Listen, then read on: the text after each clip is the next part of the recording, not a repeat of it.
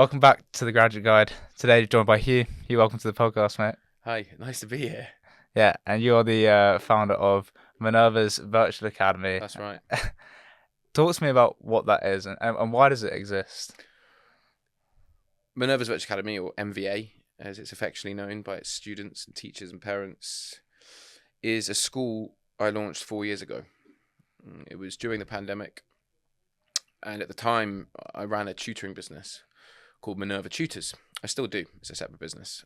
And before COVID, we were seeing a rise in homeschooling. As a tutoring business, we were getting more and more requests, not for maths tuition after school or 11 plus tuition or A-level history. We were still getting those things, but we were getting more and more requests in the build up to COVID for homeschooling. Families who wanted to get out of mainstream education for a few reasons, which I'll get into, and homeschool. But the problem is, when you homeschool with tutors, it's expensive.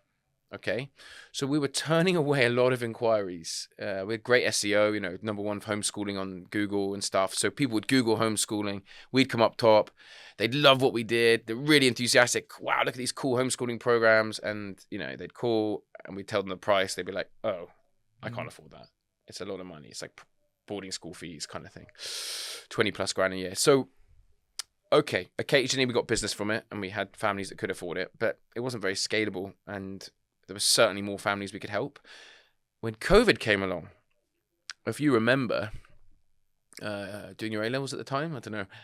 Yeah, joining UCL. Joining UCL, okay. So starting your first year at UCL. Not the best time to start uni. No, terrible time to start. I feel for you.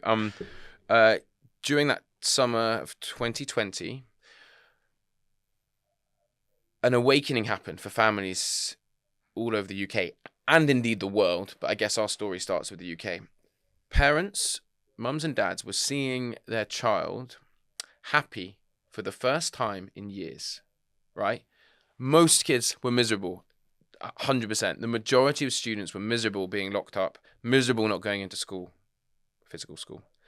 But a significant minority of kids were the happiest they've been in years. The parents were seeing them happy, not because they were missing school, but because they were going to school online. These are kids that have been missing school, right? Not just unhappy in school. Kids have been made physically ill by their school experience. Kids riddled with anxiety about going into school. Kids with neurodiversity where the school could not support them, right?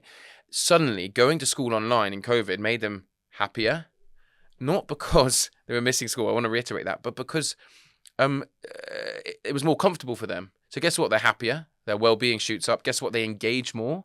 Guess what? They learn more. So parents, you might have an older child who was miserable, desperate to get back into their physical school, and a youngest child, again, miserable, desperate to get back to physical school. But they had a middle child, perhaps, who was finally happy. So what happens is they said, well, hang on. There's a million families up and down the country hadn't thought about homeschooling ever. And suddenly they were thinking about it for the first time because it would make their child happy. So they're Googling homeschooling. My tutoring business is coming up. Same thing's happening that has been happening for the last 5 years, but on like 100x, hundreds of calls a week. Same problem. Most people couldn't afford homeschooling with tutors. And also, they were asking, if I'm going to homeschool, how can I make sure my children still have friends? How can we have a community? So those are two big issues. They couldn't afford the homeschooling we provided as a tutoring business, and they wanted to have a community, a sort of friendships and things like that. And I thought, well, hang on, what's the solution for this? For me, that's an online school. So I look up online schools, and there's a few out there, and some are good, some are average or whatever. And I thought, well, we could start our own online school. And let's take the needs of these parents. They want happy children. They want affordability, and they want kids to have friends and have a community. Okay. Let's take what the other online schools are doing. What's good? What's what I think not as good, and let's do it better. And put the business plan together in October 2020, and here we are in October 2024, 4 years later, basically since the business plan. And we open our doors, our virtual doors, in November the 18th, 2020.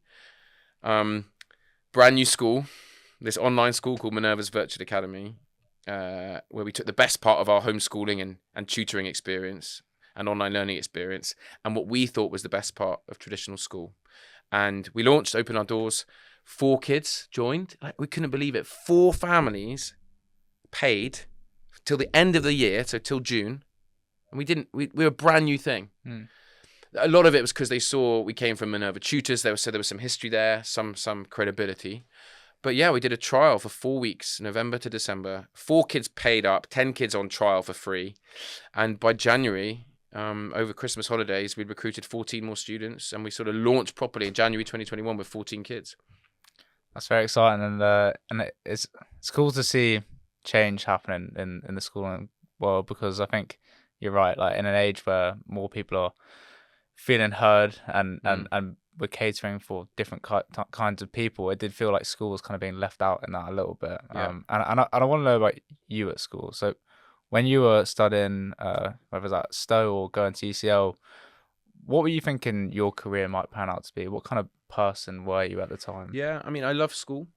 So I was really lucky. I was pretty academic. I got an academic scholarship to my school. It was a private school, as you alluded to then, Stowe. Wonderful place. Couldn't have gone if I hadn't got the scholarship. Got this massive scholarship. Went, and, I had a choice,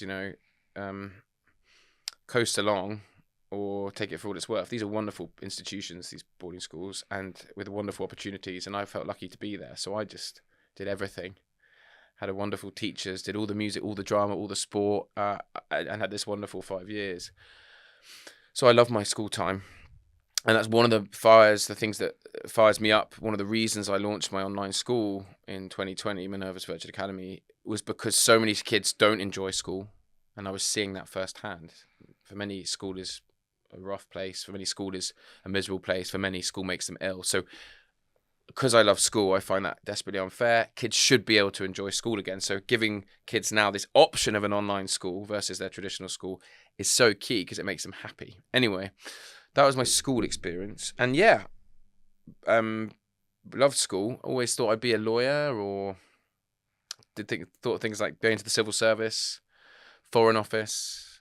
Those are sort of things I thought about. I loved, my favourite subjects were Latin and Greek, ancient Greek, and therefore I chose to study that at UCL. Against advice about those subjects. We're very, because of worried about my career from like certain teachers and stuff, what would you do with that? But we're very lucky in the UK. Certainly 14, 15 years ago, you could study a humanities degree and then walk into any career, right? But then if you studied classics at UCL, the majority of my class became lawyers, consultants and management consulting, went into finance, did anything really. So I was never worried about pigeonholing myself with my degree. I thought I'd just do anything afterwards that I could work it out at the time. But I loved Latin and Greek, so why not go to uni and study the subjects you love, which I did. And it's lovely being near UCL today, walking along the Euston Road and getting all these fond memories. But yeah, that was still at uni. I thought, still thinking about law, still thinking about civil service.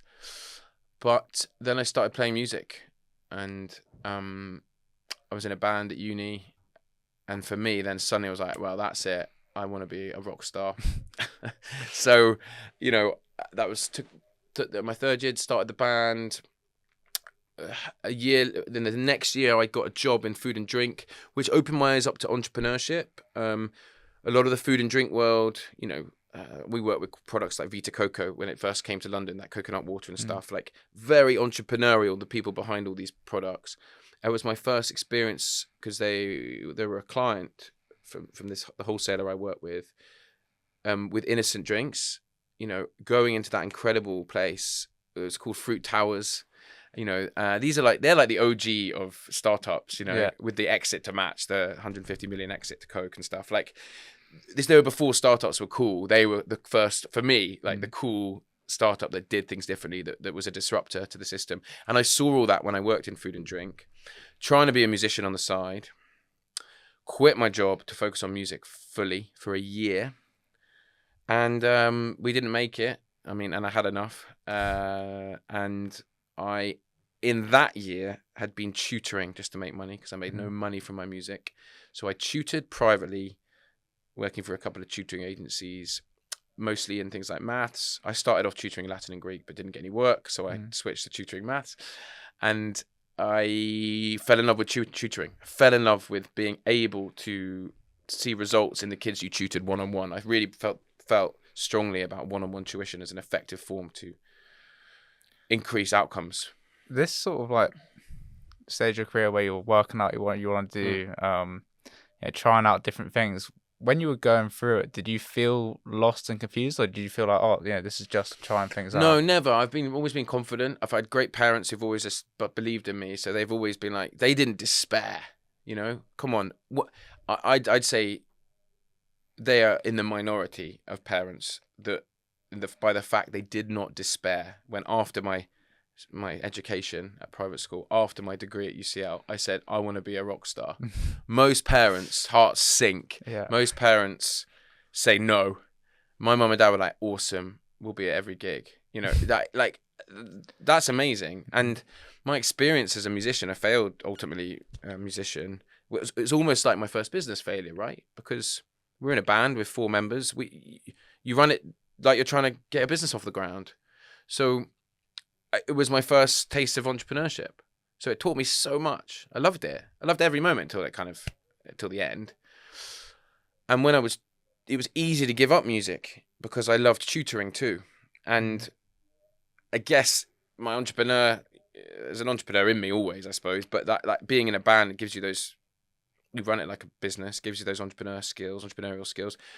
Switched into tutoring. Didn't worry, no, like you were asking. I get why people would, but I loved tutoring. It was great. It made some good money. But it was only, then after about 6 months of tutoring on my, just tutoring and no music, I thought, I can't have much of an impact here as a tutor. I need to start a tutoring business. Because then I can have 50 tutors and have a massive impact on all these kids' lives. And then bang, that's why I launched the business in 2014, Minerva Tutors. Basically, because I love tuition, but I can only impact 10 kids a year when it's just me. But if I got 50 tutors, I can have a massive impact on kids' lives. So that was the driver behind that. And I guess I never worried because I always felt confident I'd kind of work it out. And then I went, well, I'm that's it. I'm gonna be a business owner. I guess after the band, when people said, look, you've given up on the music dream, you should go get a real job. Don't be an entrepreneur. Go get a real job. But after being a musician for 3 years, I couldn't go back. No way. I couldn't go back to having a boss. I couldn't. So I was like, I've got to start a business. Luckily, the tutoring thing was wonderful for me. Just tutoring on my own, converting that into running a tutoring business. And away we went. I ended up building a pretty successful tutoring business, but long before I started the school. And earlier on, you alluded to like how startups were, they were less sexy, and it's changed a lot since then. Yeah, you've got to credit Innocent Smoothies. They must be the OG for that change. Yeah. Oh, and as a child, that was what we grew up with. Yeah. As a They changed the game with marketing, like putting fluffy hats on their bottles and stuff, and like the language they would use that was like cute and caring and made you feel like, oh, this is nice. It was just, no one was doing that. No big FMCG kind of products were doing that. Famously, Coke like asked them when they were about to buy them. I once saw one of their founders like give a lecture. It was like they asked him, what do you do? Like, what is your secret? How have you grown so quickly? How have you been so successful? Like, we just don't get it. And he was like, because we're just nice to people. And I was like, the messaging is just kind and fun and friendly. I mean, I remember that. I think I was like, that's brilliant. It was genius. Similar to like Liquid Death now. I've had the manager director on there, and it's like everyone's like, how'd you do it? Well, I just leaned into myself. And, and sometimes, I guess this is where I was going. My question, entrepreneurship, it's got like this external, you have to have raised this much, or you have to, these vanity metrics that are associated with now. It's not like true entrepreneurialism. And when you say I had to start a business, I think the way you did it is how it should be, right? Like you proved you could do something. You saw there was demand for it, so you scaled it, and that's kind of how you've led your career. I mean, yeah, definitely. Do you think that what do you think it was great about that form of entrepreneurism that you give back to this age group? Yeah, well, firstly, it's wonderfully fulfilling being an entrepreneur that is both having an positive impact on people's lives, right? In my case, like the under 18 category, school children and stuff, having a positive impact on their education, but also being profitable.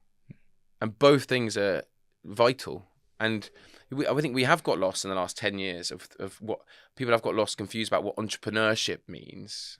Focusing on, it's no one's fault. It's like as much the kind of VCs as anyone else, as any entrepreneur, but focusing on raising, not generating profit for years, staff. Oh, more staff, the more successful you are. Yeah. This is all just bollocks.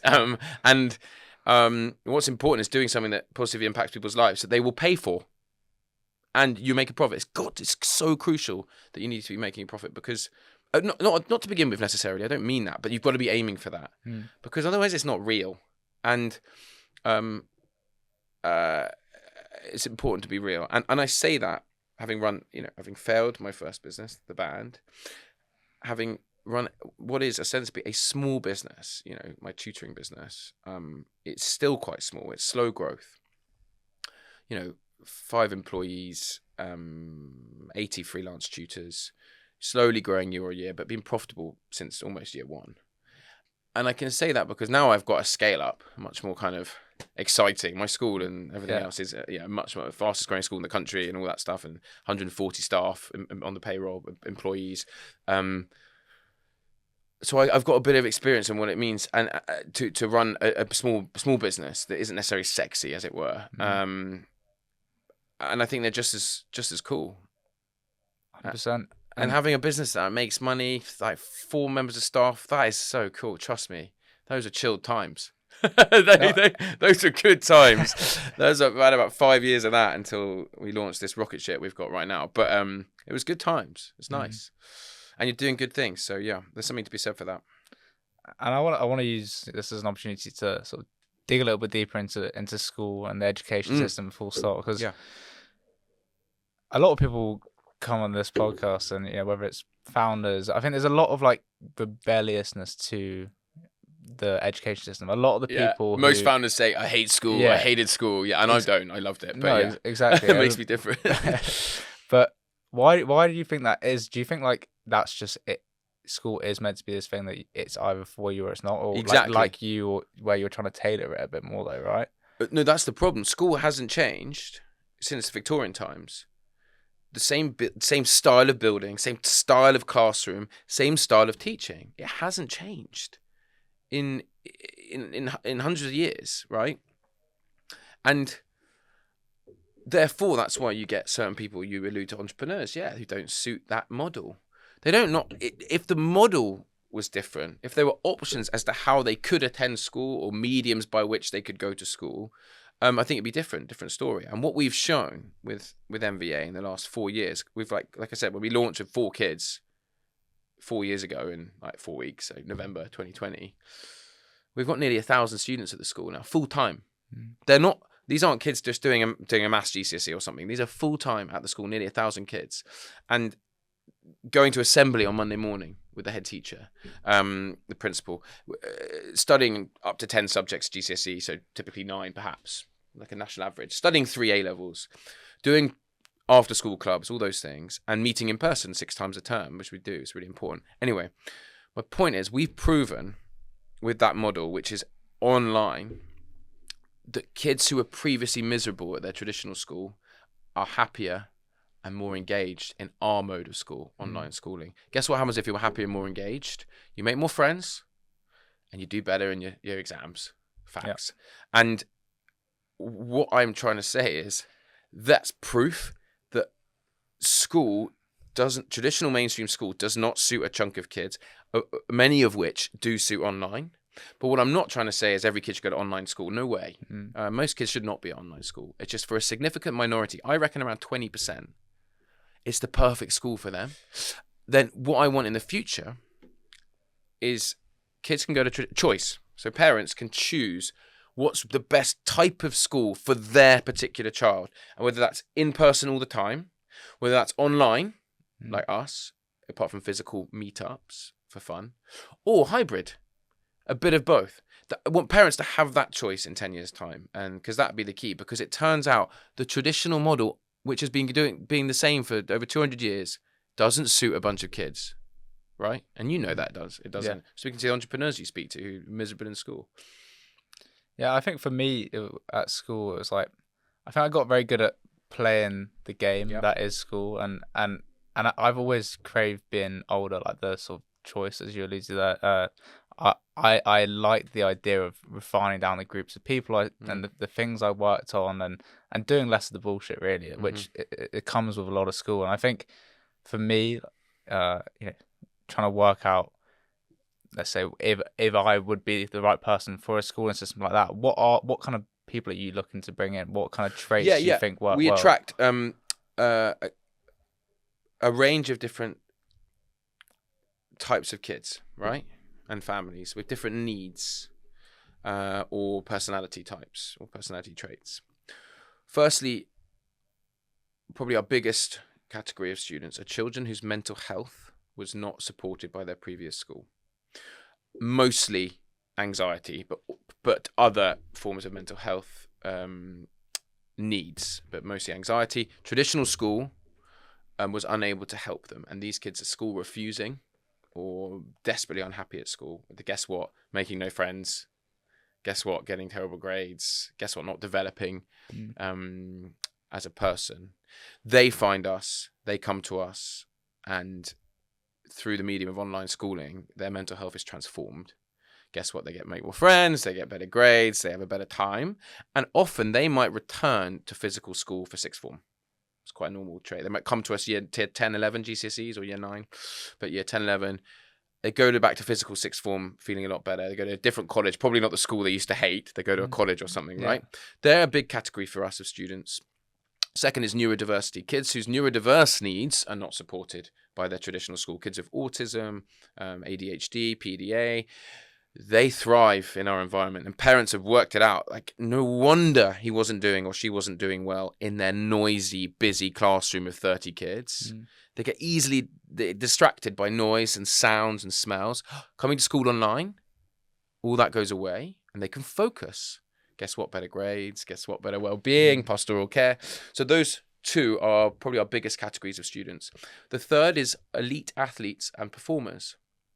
So we've got over 150 elite top-level athletes at our school between the age of 11 and 18. We're talking about national champion tennis players, international champion motor racers, so karting, Formula 4, equestrian, swimming, golf, you name it. We've got loads of these elite young athletes who, and this is crucial, like we've become the number one school for athletes in the country because traditionally, as they got better at their sport or got older, they would probably have to sacrifice either their school or their sport. Some with stricter parents have to give up on the sport to focus on their studies, and some give up on a lot of school, miss a lot of school in order to pursue their dreams with their sport. With us, you don't have to sacrifice anything. You can take the school with you to your training ground, on your tour, whatever it might be. And if you miss a lesson, you can watch the recordings. So we're this perfect solution for elite athletes. And a small group of that elite athlete performers is obviously some actors and musicians and stuff. We've got a few of them. That's the third category. Fourth is the sort of gifted and talented hyper academic kids that might want to do A levels early. Small group, but kids that are like 14 want to do A levels early. And then the final category is our growing one, which was tiny 3 years ago. It's what we call lifestyle families. Families whose children don't have any particular need. They're families who just think online school is cool and different, and they reject traditional school. It means they can go traveling if they want for a term. It means they're getting better value for money with private school fees becoming very expensive. It's kind of like forward-thinking families that just think this is potentially the future and my kid could suit this model because of the family situation. This one's growing for us, this growing category. I think one of the reasons I was so interested in having this conversation, especially when it comes to graduating from university and that sort of age group, is that a lot of the conversations I'm having with people further on in their career is embracing elements of their younger self that kind of got chipped away from like the being a sheep and following the well-trodden path. Like it kind of it carves out really cool elements of you, and then a lot of your career is actually just harnessing those core elements. Like for me, for example, I was always that guy that was really gave a shit, like cared too much to the point that maybe I'd cry at school, or I was really curious. I would always ask like that guy at the end of class that would ask that extra question when everyone wanted to go to lunch, and that kind of stuff gets bullied out of you, really. And I think sadly it does in some it's schools. yeah, and I think it's nice to hear about basically a schooling approach that like allows you to harness like your truest self and never lose it going in. And I'm really excited to see and curious what you think this will do for like them post school. Yeah. No, it's amazing. The firstly, it's quite contentious this when I say it, but in many ways our type of school, I remember I said really clearly, our model doesn't suit most kids, but it's just perfect for some. Our type of school sets them up for life in a different sort of way. It teaches them self-discipline. Like we operate flip learning model, which means 60% of their learning, 60% of their GCSEs, let's say, is done without a teacher on a virtual platform using tech in their own time. They're like flexible. Some can race ahead a bit. Some can, go a bit slower. 60% of the learning is done there on the platform. So when they learn a topic for the first time, they go on there, learn that topic. It could be in half an hour. It could be an hour. Then they have a lesson with their teacher, with a maximum of 20 kids in the class. And they already know a bit of the subject already. So they come to that lesson with questions. They come to that lesson ready to debate. And the lessons are discursive and interactive, which is a whole different way of schooling in itself. Forget being online. It just is a different way of learning. It's called flip learning. Then after the lesson with a teacher, they go back on the platform to consolidate their knowledge, quiz, move on to the next topic, right? That method of learning gives you so many skills for life. Secondly, in the modern remote world, before COVID, I had a business which was office only. You weren't allowed to work from home, and now I run a business with over 140 staff where it's fully remote. Staff live in different parts of the world. An online school helps you with that, sets you up for that. Thirdly, think of the global connections these guys are getting. 20% of our students are abroad. Think of the national friends they're making from different parts of the UK. That's pretty cool, and it gives you a wider vision culturally of the UK and the world. So those are kind of some awesome aspects to online schooling, which are setting these kids up for the modern world. Cool. There's many more, but I won't go into them. Secondly, to your question, was more about this type of school. How does it get the best out of these kids and not get certain aspects of their personality and curiosities bullied out of them by the traditional school? Yeah, totally. Our kids thrive. Bear in mind, a lot of them come from a horrible experience. And so when they join our school, there's all these new guys they meet, and everyone's like, I see you, I was you. And there's this like shared anti-bullying vibe with them all. They're some of the kindest, most generous kids you'll ever meet. And they're so good to each other and so understanding and tolerant of kids with differences. And yeah, they don't, that makes it sound like an absolute dream. Like, of course there's kids being disruptive sometimes. And of course there's every child isn't having the perfect experience at my school. I don't mean that. But this style of schooling is intended and often works to make children feel great about themselves. Where, unlike how you experience sometimes at school, and many millions of kids do, they feel ashamed to ask a question and things like that. This type of schooling is a better environment for allowing children to be curious in that way. It's kind of fascinating to me that this hasn't happened before with like having gone to university. That you're explaining university, like it's style of uni, isn't it? Yeah, exactly. Sorry, you could have been point number 4 why it's good for them. It preps them for uni. Yeah, but I mean, why is there such a because one of the most manic depressive things in your career and education I found was going from complete accountability, like you have to be in this class at this time, and then this teacher's going to tell you whether you did well or you didn't. To uni where all of that's gone. Yeah, it's all up to you. Yeah. And it's like, how is that? You've got such a stark contrast, and most people just have to go there. They spend the first 2 years fucking around, and then they have 1 year to put adapt, out of the bag. To adapt, and then find out what they want to do at the same time. So it's like, I'm not trying to blow smoke up your ass too much, but I think it's important, right? No, look, it's this amazing training for university and life, like for the reasons I said, for jobs, future work.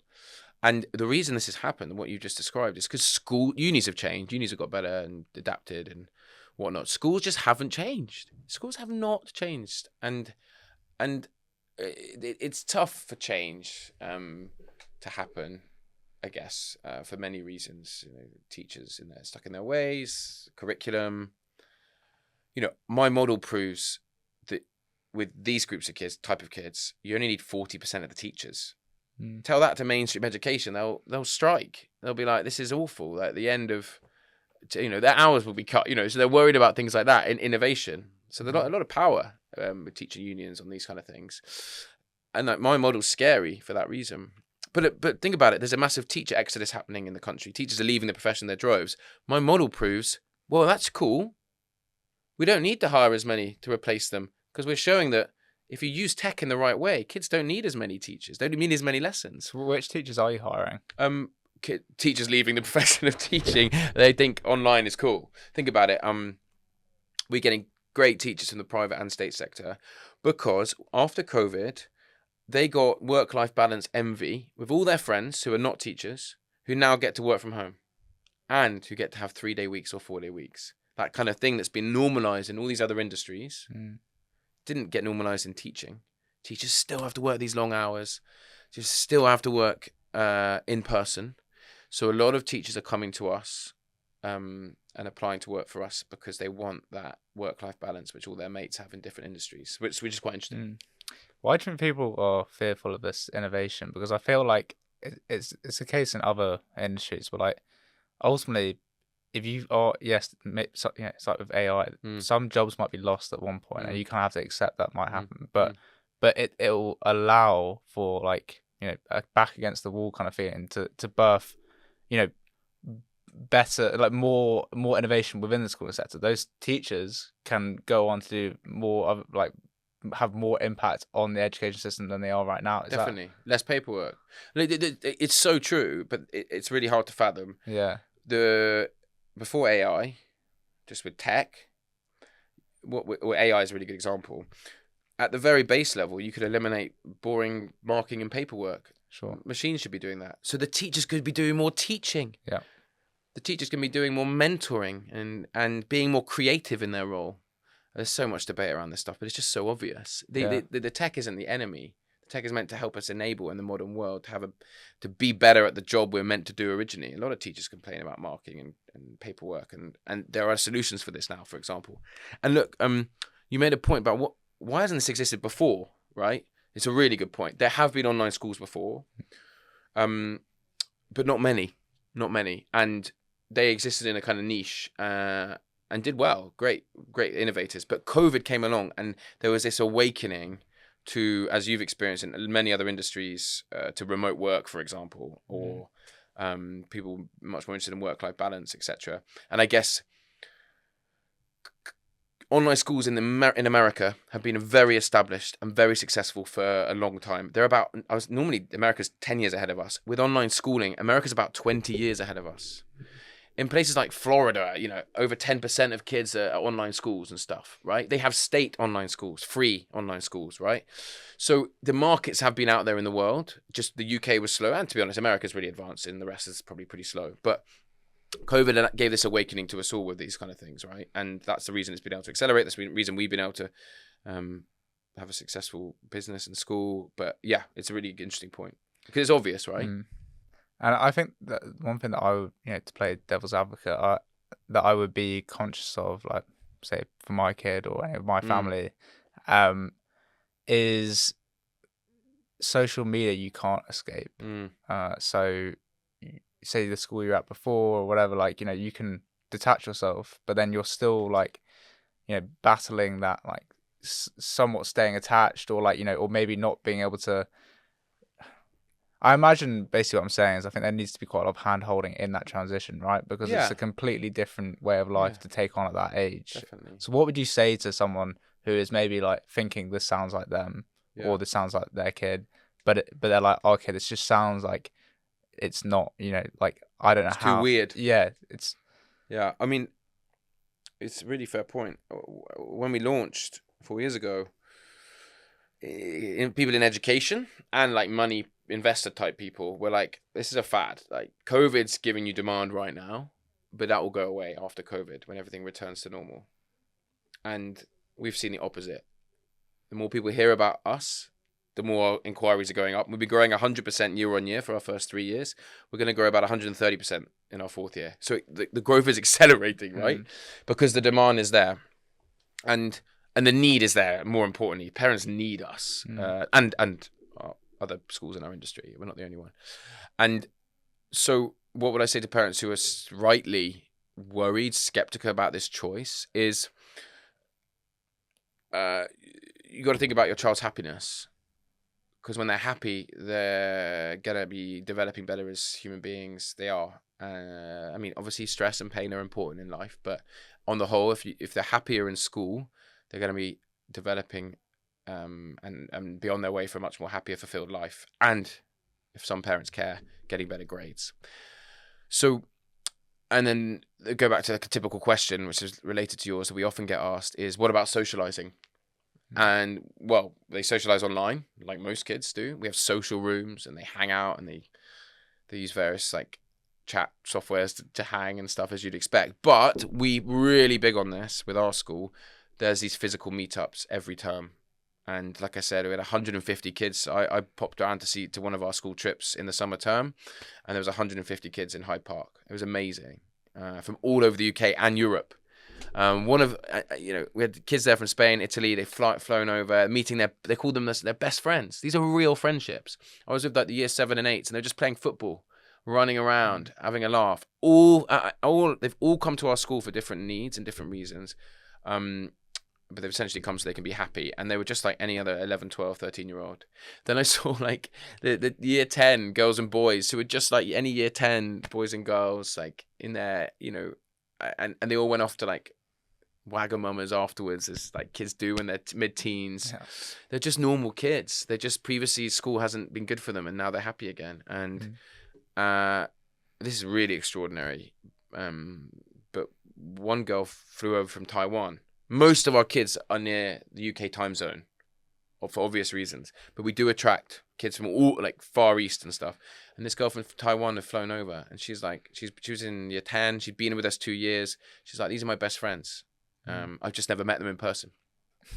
So yeah, it's it is a crazy world, but I feel like we kind of have to accept to embrace it, right? And I think just one last thing that I'm sure other people listening are thinking, like, what are the parents during the day? What are they? Really, really good question. There is a bit more buy-in from the parent. The parents got to be, well, if they're younger, maybe. The parent has got to be supervising them, right? I mean, unless the kid's happy to be supervised. But what I mean is, we rightly get asked, well, what if we're working parents and we're in the office? Yeah, you're right. It's hard. If that happens, we know kids coming to the office with their parents and just logging in from a quiet room or something. Yeah. In the modern world, lots of parents are working from home. Yeah. And they're keeping an eye on their kid. Also, don't forget, our types of kids don't need much supervision. They're quite happy to be learning on their own. I'm not saying all. So there's just a bit of a trade-off with the parents. Sure. There is. Yeah. Because we're not watching them in the playground like a normal traditional school. We're not watching them in the lunch queue like a traditional school. I know. It's a trade-off. It's a kind of payoff. And we do a lot of this coaching with the new parents when they joined. When they're joining, we talk them through all this. And there's an amazing parent support network now, because we've got nearly 1,000 kids. We've got nearly 2,000 parents now. And they all connect on this app called Class List, where they can all see on a map the dots, like where they live near each other. And we've got the Kent community building, the Scotland community building, the Cornish one, the Dorset one. It's amazing. And it's real parent power. We're not getting involved. The parents are doing it. And so they will welcome new parents and give them some advice and guidance on these things. But you're right. It is not flawless. That is a flaw in our model, this kind of parent supervision thing. So what we're going to do in the next 3 years, we want to create hubs, which are going to be like places you can drop your kid off. It's definitely not school. It's not called a school. It's a really cool, like, center. Sorry, don't call it a center. That sounds awful. It's a hub where the kids can turn up with their computers, go to our school, but also hang out with some adult supervision. That's the dream. And there's online schools around the world that do that. None in the UK that do that. There's one in South Africa that does that I've looked at, and it looks really cool. And yeah, it's not school, because that would make some kids just like not want to go. It's a hub with your other online schoolers. So that's the dream. I think if people can't tell already, this is a slightly different episode to what I'd normally do on the Garage Guide. But that's just because I think this is a topic that I've been wanting to touch on for a while, and I think you're doing it in a particularly innovative way. And yeah, I wanted to ask, to link it slightly back to what I do. Yeah, great.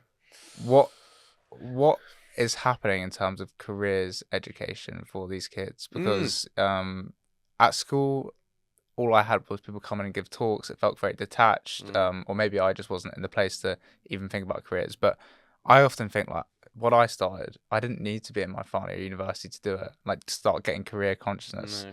And I just wonder how you can actually, if you have less time spending time doing things that you don't want to be doing at school, are you adding that to careers? How are you bringing it in at that age group? Really, really good question. A lot of our sixth formers, a few are entrepreneurs.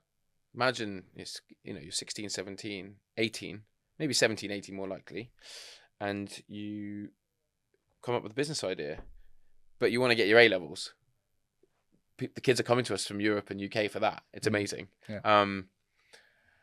But to your point about careers, we're now with our student numbers a kind of large school, right? So we've got a full-time careers person who's in the well-being team. I was going to pick up my phone and look at her recent email that went out to all school on Monday, but I might miss it. But she's like a traditional careers leader at any school. But we want a joined up approach where kids get careers advice from year 7, their first year, all the way to sixth form. She's currently chatting to the year 11s, taking their GCSEs, for example. Because career, you don't want to pigeonhole anyone ever. God, I'm the opposite of that, right? I wanted my options open so wide. Yeah, so wide. All my options. That's what I would preach to anyone. Just keep your options open, then bang, you'll find the thing. But you want to, from day one, be able to give really good advice on career paths. Because it's okay to also narrow down. If you want to be an architect when you're 13, and you should be encouraged to do that and showing the pathway to become an architect. So I still believe that as well. So yeah, our careers lead does just like a traditional school, but it's online. Is having these conversations with kids starting in year 7 all the way up to year 13. And at the moment, it's with the year 11 GCSE lot, who are taking mocks like you would do at traditional school, but we do mocks online. So yeah, that's I think that answers your careers question. I think it does. I'm just I guess I'm curious. I think careers advice in general is a bit old fashioned. Well, yeah. Have we launched something really cool and innovative with careers? Not yet. Maybe you haven't yet, but maybe that's a conversation we can have. But I'd love to. Yeah. I really would. I think we're reasonably innovative in our approach with careers in that it's part of our online school. But yeah, we haven't. I think we're not disrupting careers advice yet. No. One thing at a time. Yeah. Yeah. Maybe. Yeah. Exactly. We'll do that with you. That'd be fine. My final question to you, which I ask every single one of my guests, is when you first started out in your career journey, maybe you had dreams of being this in this band, and that would have been what success looked like to you then. But fast forward with everything you've learned and achieved in your career, what is your definition of success, and how has it changed? What's my definition of success? For me, it's running a business that has such a positive impact on people's lives, in my case, families' lives, whilst also being profitable, and whilst also being able to finish work at 5:30 most days. Yeah. And have weekends with my family. That for me feels very successful right now, and I wouldn't be able to say that 4 years ago. I wouldn't be able to say that 8 years ago, but I feel quite good right now. So yeah, good. But it's taken me a while to get there. It's 14 years since I left UCL. As you've reminded me, walking around here, as listeners may know, we're very near University College London, where we both went to university, and I'm getting some lovely memories here. But yeah, that's my definition of success for me personally. I want to say happiness and freedom, but for me personally, it's running a successful business that has such an impact on thousands of people's lives, but is crucially profitable, but is crucially in a state where I can spend time with I've got young kids, with my family in the evening and the weekends. That's crucial. So yeah, I hope that's not too complex. By the way, because I've the last 4 years have coincided with having 2 babies. So yeah, I've got to write a book on that at some point. Yeah, I don't know how that's happened, but anyway. Hugh, thanks so much for coming on, mate. It's been a pleasure. Pleasure to be here. Thanks for having me.